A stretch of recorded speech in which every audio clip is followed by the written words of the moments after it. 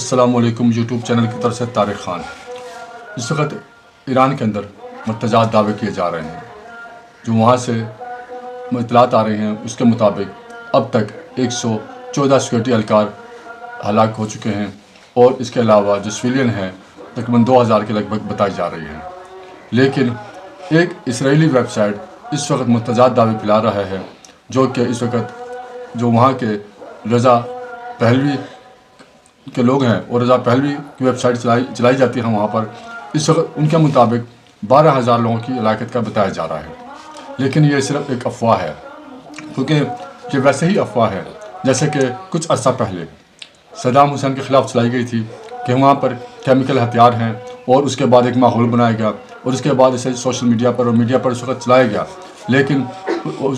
عراق پر حملہ بھی کیا گیا، وہاں لاکھوں لوگوں کی جانیں بھی لی گئیں، اور اس کے بعد صدر صدام حسین کو پکڑ کر پھانسی پر بھی چلا دیا گیا، لیکن آج تک وہ کیمیکل برآمد نہیں ہو سکا۔ اسی طرح اس وقت ایران کے اوپر بھی جیسے کہ امریکہ نے کہا تھا کہ اگر وہاں پر ہلاکتیں ہوئیں تو امریکہ ڈائریکٹ حملہ کرے گا، لیکن اس وقت کوئی شواہد نہیں ہے جو کہ ایک ماحول بنایا جا رہا ہے۔ اور اس وقت امریکہ بھی کہہ چکا ہے کہ اس وقت وہ مذاکرات سے پہلے حملہ کرے گا اور وہاں کی جوہری تنصیبات اور میزائل سسٹم کو تباہ کرے گا، اس کے بعد مذاکرات ہوں گے۔ یعنی کہ اس وقت یہ ایک واحد ملک ہے جو اسرائیل کے لیے خطرہ ہے، اور امریکہ اس وقت کسی بھی طریقے سے اس کو ختم کرنا چاہتا ہے،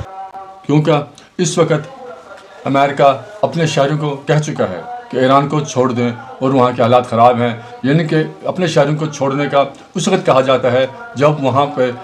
کسی قسم کا کوئی حملہ کرنا ہوتا ہے یا ان کے ساتھ تعلقات خراب ہوں، جس کی وجہ سے وہ آخری آپشن ہوتی ہے کہ جس کی وجہ سے اپنے شہریوں کو چھوڑنے کا حکم دیا جاتا ہے۔ اور ایسے وقت میں جس وقت امریکہ ایران پر حملہ کرنے کی باتیں کر رہا ہے، اور ایسے وقت میں امریکہ کا اپنے شہریوں کو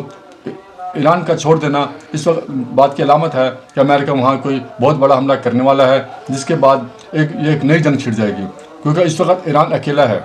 اور اگر جرمن چانسلر کی بات کو دیکھا جائے،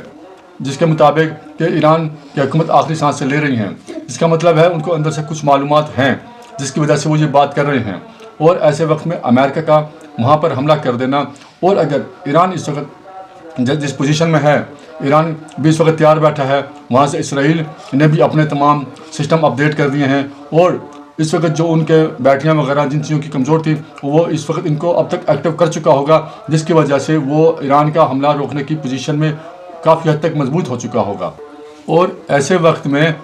ایران کے اوپر حملہ کرنا اس وقت یہ بھی ہو سکتا ہے کہ جیسا کہ امریکہ کو اور اسرائیل کو اس وقت خامنئی سے بھی خطرات ہیں، کیونکہ خامنئی ہے ایسے حکمران بچے ہیں جو اس وقت اسرائیل کے لیے خطرہ ہیں، کیونکہ وہ سخت گیر لہجہ رکھنے والے کٹر مسلمان ہیں، وہ کسی بھی طور پر فلسطین کی مدد سے دستبردار نہیں ہو رہے۔ اسی وجہ سے یہ بھی ہو سکتا ہے کہ اس وقت حملے کے اندر ان کی سب سے پہلی کوشش جوہری تنصیبات اور میزائل حملے کے ساتھ ساتھ ہو سکتا ہے کہ اسرائیل بھی اس میں شامل ہو، اور وہ ڈائریکٹ خامنئی کو بھی شہید کر سکتا ہے، جیسے کہ اس سے پہلے ایک حملے میں حزب اللہ کے جو لیڈر تھے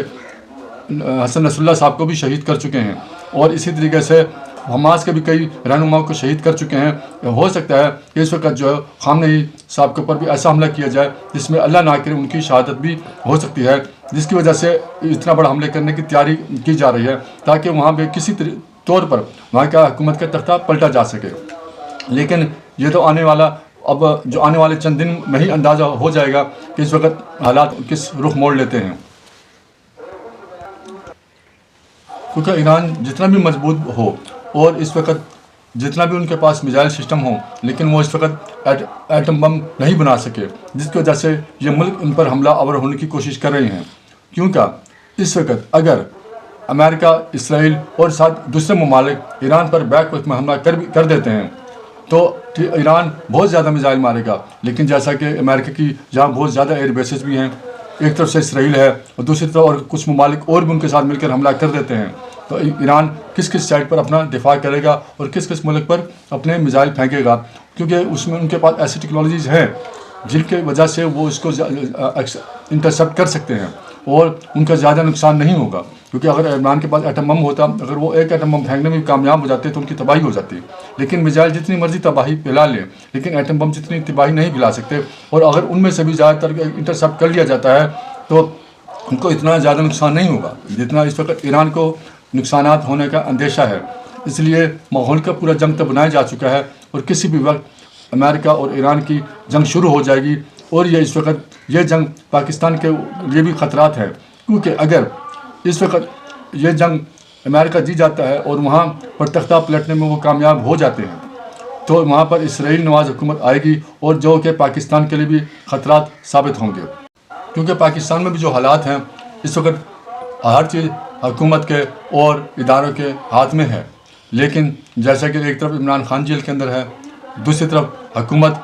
باہر اس وقت اپنی ایک انا پر لگی ہوئی ہے، اور وہاں سے پی ٹی آئی اپنی انا پر لگی ہوئی ہے، اور اس وقت عمران خان بھی اور ان کے وائف بھی 17 سال کے لیے جیل کے اندر ہیں۔ اور اس وقت اگر امریکہ اور اسرائیل